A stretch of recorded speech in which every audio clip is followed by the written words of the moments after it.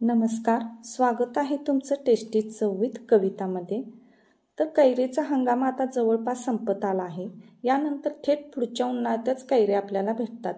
त्यामुळे पुढचे काही दिवस तरी आपल्याला कैरीचा आस्वाद घेता यावा यासाठी आपण कैरीचे वेगवेगळे पदार्थ तयार करतो। त्यात लोणचं, साखर आंबा, गुळ आंबा असे अनेक पदार्थ आपण बनवतो। तर त्यातलाच एक प्रकार म्हणजे मी कैरीची चटणी ही आज रेसिपी तुम्हाला दाखवणार आहोत। तर चला रेसिपीला सुरुवात करूया। कैरीची चटणी करण्यासाठी या ठिकाणी मी मोठ्या आकाराच्या 2 कैऱ्या घेतलेल्या आहेत। तर आता या कैऱ्या आपल्याला स्वच्छ धुवून घ्यायच्या आहेत। स्वच्छ धुतल्यानंतर आता आपल्याला देठाजवळचा भाग काढून टाकायचा आहे आणि यानंतर आपल्याला कैरीची साल काढून घ्यायची आहे पूर्ण।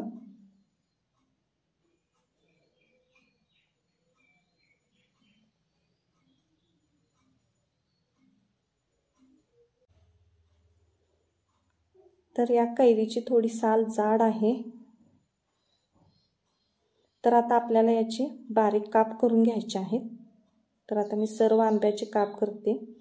तर बघू शकता या सर्व आंब्याचे मी काप करून घेतलेले आहेत। आता मी कुकर घेतलेला आहे, त्या कुकरमध्ये हे सर्व आंब्याचे काप आपल्याला टाकून घ्यायचे आहे आणि यामध्ये आता आपल्याला पाणी घालून घ्यायचं आहे। खूप जास्त पाणी घालायचे नाही। तर या ठिकाणी मी फक्त 1 ग्लास पाणी वापरलेलं आहे। आता यानंतर आपण कुकरला 3 शिट्ट्या देऊन घ्यायच्या आहेत। 2 ते 3 शिट्टी तुम्ही दिला तरी चालेल।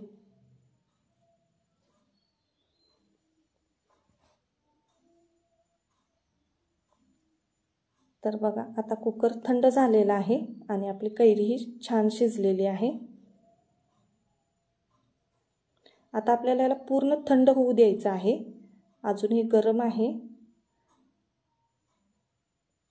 तर छान शिजलेली आहे, असं मऊ झाली पाहिजे पूर्ण कैरी। तर आता आपण थंड होण्यासाठी ठेवूया। तर आता आपली कैरी पूर्ण थंड झालेली आहे। आता आपण मिक्सरचा जारमध्ये त्याला बारीक वाटून घ्यायचं आहे। चांगली स्मूथ अशी आपल्याला पेस्ट करायची आहे। त्यात पाणी वगैरे आता काहीच घालायचं नाही। तर बघू शकता आता एका भांड्यामध्ये आपण हे काढून घेऊया।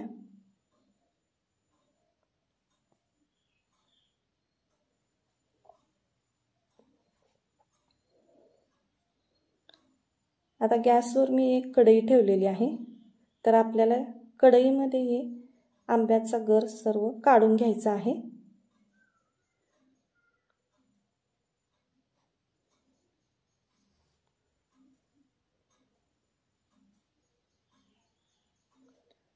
तर आपल्याला एक 2 ते 3 मिनिट मंद आचेवर आपल्याला चांगले हे हलवत राहायचं आहे आणि परतून घ्यायचं आहे चांगलं। तर आता एक 3 मिनिट मी चांगले परतून घेतलेले आहे। तर आता यामध्ये मी साखर घालून घेत आहे। तर या ठिकाणी हा गर वजनी प्रमाण सांगितले तर 540 ग्रॅम हा आंब्याचा गर आहे। त्यासाठी मी या ठिकाणी 500 ग्रॅम साखर वापरलेली आहे। आणि जर तुम्हाला वाटीचे प्रमाण सांगितले तर 2 वाटी आंब्याचा गर असेल तर तुम्ही 1.5 वाटी साखर वापरू शकता। आणि जर आंबा हा जास्त आंबट असेल तर तुम्ही 2 वाटी आंब्याचा गर असेल तर तुम्ही 2 वाटी साखर वापरू शकता।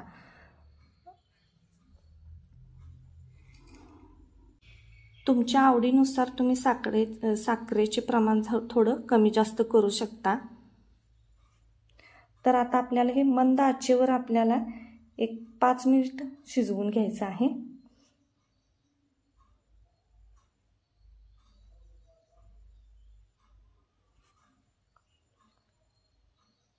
तर यामध्ये आपल्याला 1 चमचा जिरे पावडर, 1 चमचा धने पावडर, 1 चमचा मीठ, अर्धा चमचा काळं मीठ आणि 1 चमचा लाल तिखट टाकून घ्यायचं आहे। तिखटाचे प्रमाण ही तुम्ही कमी जास्त करू शकता। तर आता हे सर्व आपल्याला मिक्स करून घ्यायचं आहे चांगलं।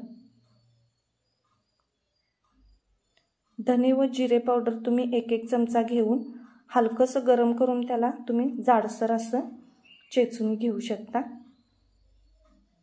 तर आता आपल्याला 2 ते 3 मिनिट आपल्याला चांगले हे शिजवायचं आहे। एकूण ही कैरीची चटणी शिजवण्यासाठी मला 7 ते 8 मिनिट आपल्याला लागतात। तर चांगले आपल्याला हे परतून घ्यायचं आहे।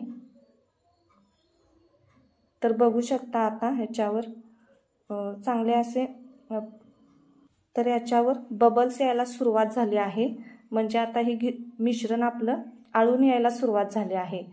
तर आता हे मिश्रण व्यवस्थित शिजलेलं आहे। तर आता आपण गॅस बंद करून घ्यायचा आहे आणि हे थंड होण्यासाठी ठेवायचं आहे।